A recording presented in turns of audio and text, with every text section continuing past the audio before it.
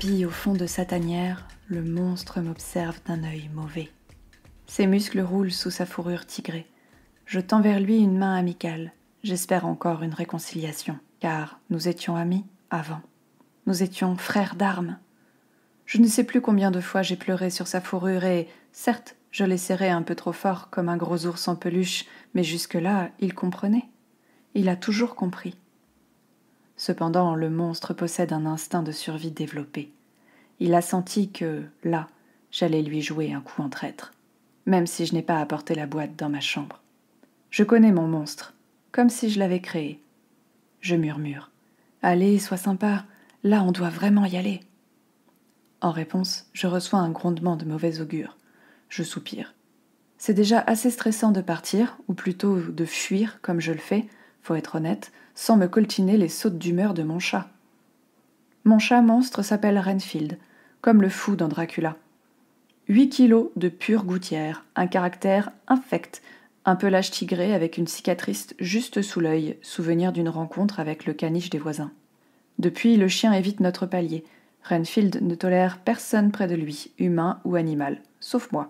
Et ma mère. Enfin, ma mère, c'est seulement quand elle le nourrit. Bref, il réussit l'exploit d'être encore moins sociable que moi. D'ailleurs, personne n'a protesté quand j'ai annoncé que je l'emmenais en voyage. Enfin si, lui, il proteste. Il s'est planqué sous mon drap et ma couette, qui, depuis le début de l'été, sont roulées en boule au pied de mon lit. Franchement, qui a besoin d'une couette quand il fait 30 degrés la nuit ? Je tente la flatterie. « Mignon minou, tu ne nous mettrais pas en retard quand même !» Parce que moi, mes bagages sont prêts depuis hier. J'ai réussi à faire rentrer l'essentiel, mon kit de survie, comme dit mon frère, dans un grand sac à dos, une sacoche en cuir et une vieille besace militaire. Mon kit de survie, à savoir fringues en noir, blanc et fluo, palette de maquillage, colle, pâte et peintures diverses, ordinateur portable et carnet de croquis. Et des livres. Des tonnes de livres. J'ai dû vider 1 ou 2 étagères. De quoi tenir 1 mois dans la nature hostile, le trou perdu où ma famille a décidé de m'exiler. Moi, c'est Lily. Lily pour Elisabeth, j'ai une grand-mère anglaise, ou pour Licorne. J'ai des robes noires et des cheveux arc-en-ciel, et toujours 3 ou 4 couches de fard sur la tronche. Je suis passionnée par les effets spéciaux et les maquillages de cinéma. Je ne suis pas une adolescente normale. J'ai du mal à rentrer dans le moule. Le proviseur de mon lycée le répète assez souvent. J'ai 17 ans, j'aime la chimie, j'adore lire. Je n'ai jamais été trop mauvaise élève, et je ne sais pas où je vais aller en terminale à la rentrée. Je n'ai pas trop envie de revoir mon ancien lycée. Je crois que le sentiment est réciproque.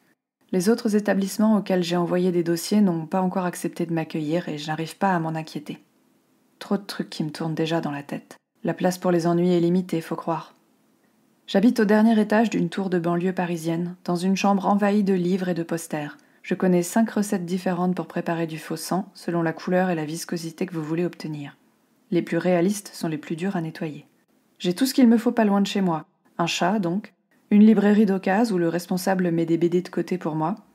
Une station de RER pour aller sur Paris. Un meilleur pote avec qui regarder des films fantastiques et qui me laisse expérimenter sur lui mes maquillages. Ryan. Un mec quasi normal, lui. Il aime la muscu et les filles qui ne sont pas amoureuses de lui. Je ne l'ai blessé, vraiment blessé, qu'une seule fois. Je le transformais en troll. Je débutais, je n'ai pas utilisé la bonne colle pour le phoner. Quand j'ai voulu l'enlever, une partie de la peau de Ryan est partie avec. Il n'a pas gardé de séquelles, mais sur le moment, on a flippé. Après ça, j'ai juré de le citer dans mon discours de remerciement quand je gagnerai un Oscar. Ryan est persuadé que je gagnerai un Oscar plus tard. Pas moi. Mais c'est bon d'avoir des amis qui croient en vous. Enfin, au moins un. J'étais bien dans mon petit royaume. Un coin que je connais depuis toujours. Je suis née ici. J'ai construit mes premiers châteaux de sable dans le parc d'à côté. J'ai fait ma première manucure, ou plutôt, je me suis collé des paillettes partout sur les mains, à l'école maternelle, derrière le centre commercial. Bien sûr, au fil des années, alors que je grandissais, que je devenais moi, j'ai eu de plus en plus de remarques du style « T'es bizarre » ou « Hé, le clown !» Rien de bien original, rien de bien méchant. Jusqu'à cette année, j'arrivais à gérer, jusqu'à ce qui s'est passé avec Sonia, jusqu'à ce que ça dérape au lycée, et que les mouches envahissent mon royaume enchanté de licorne. De grosses mouches sombres et vrombissantes, qui me suivent partout où je vais dès que je mets un pied dehors, qui ne me lâchent même pas sur le net. J'ai dû fermer tous mes comptes. Ils étaient pourris d'insultes. Ryan a tenté de me défendre sur la toile, au début, façon chevalier en armure d'argent, mais je n'aime pas qu'on se batte à ma place. En plus, il était seul, et les mouches trop nombreuses, trop insistantes. Alors j'ai disparu d'Internet, j'ai changé de numéro de téléphone, et aujourd'hui, je dois m'exiler. On est début juillet. Les infos à la télé ne parlent que de vacances. Dans ce contexte, ça peut paraître normal que je quitte ma banlieue. Sauf que ce n'est pas pour les bains de soleil que je pars. C'est, dans l'esprit de ma mère en tout cas, pour que je me reconstruise. Ou peut-être pour me protéger.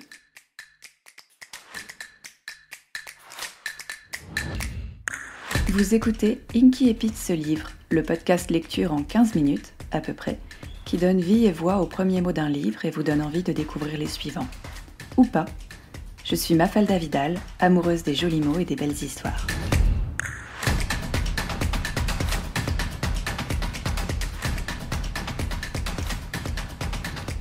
Vous venez d'écouter l'Inkipit de La Sirène et la Licorne, écrit par Estelle Faye, publié aux éditions Rajo en 2018 sous le pseudonyme de Erin Mosta. L'histoire de La Sirène et la Licorne, c'est l'histoire de Lily, la licorne, une adolescente en décalage avec la société, pas vraiment à sa place, trop colorée, trop créative, trop. L'histoire commence au début des vacances scolaires. Et sa famille a décidé de l'éloigner un petit peu de la ville et de sa précédente année au lycée qui s'est plutôt mal passée. Et surtout mal finie. Lily est donc envoyée en bord de mer, chez sa tante, loin de tout ce qu'elle connaît et de tous ses repères. Là, elle va rencontrer Chris, qui n'est pas à sa place non plus, mais d'une autre manière. Les deux jeunes filles cachent des blessures à la fois physiques et psychologiques, et aussi beaucoup de secrets. Lily se dissimule sous son maquillage, et Chris sous ses tatouages et sous et sur l'océan. Car vous l'aurez compris, Chris, c'est la sirène. La question de la différence, et donc de la normalité, est extrêmement présente dans ce roman. Mais aussi la question qui arrive après. La question qui dit « et alors ?» La non-normalité est stigmatisée. Mais c'est quoi être normal ? Qui a décidé ce que c'était la normalité ? Et puis, est-ce que être heureux, finalement, c'est pas plus important que être normal ? Lily part, loin, pour se ressourcer et pour essayer d'être heureuse malgré tout le harcèlement, le cyberharcèlement qu'elle a vécu. Parce que malgré ça, elle sait qui elle est et elle n'a pas l'intention de changer. Pour une adolescente de 17 ans, elle fait preuve d'une grande maturité. Mais elle reste une adolescente. Et l'adolescence, c'est un moment de transition, assez inconfortable, surtout si on est mal entouré. On dit souvent qu'à l'adolescence, on se cherche. Mais c'est pas l'objectif de l'adolescence de se trouver. Ça, c'est la quête de toute sa vie. L'objectif, c'est de trouver un environnement, un entourage de confiance, un entourage bienveillant, une famille de cœur qui nous accepte tel que l'on est et qui ne nous juge pas. Et ça, c'est déjà pas facile en temps normal, mais si on rajoute un passif de harcèlement, et donc une difficulté à accorder sa confiance et à s'ouvrir à l'autre, et si encore par-dessus ça on rajoute des secrets de famille et une communication dysfonctionnelle au sein de la dite famille, ça devient quasiment mission impossible. Et puis parfois, il y a des rencontres inattendues, des gens, des sourires, qui vont faire tomber toutes les barrières qu'on a mis tellement d'énergie et tellement de temps à construire. La rencontre de Lily et Chris, c'est exactement ça. Ce sont deux adolescentes qui, a priori, n'ont rien en commun, mais qui ont toutes les deux des blessures et des secrets, qui cherchent toutes les deux leur place, qui veulent faire ce qu'elles aiment, sans avoir à forcément rentrer dans une case dictée par le monde extérieur.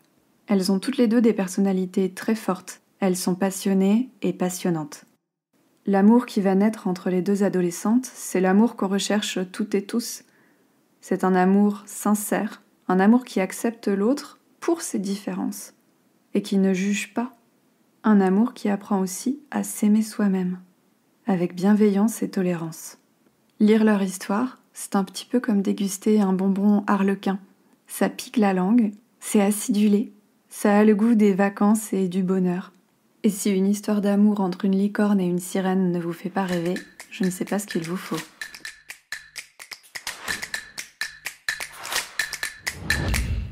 Merci de m'avoir écouté jusqu'au bout. Si vous avez passé un bon moment, dites-le moi, dites-le aussi à votre plateforme d'écoute et n'hésitez pas à partager le podcast avec d'autres amoureux et amoureuses des mots. À bientôt.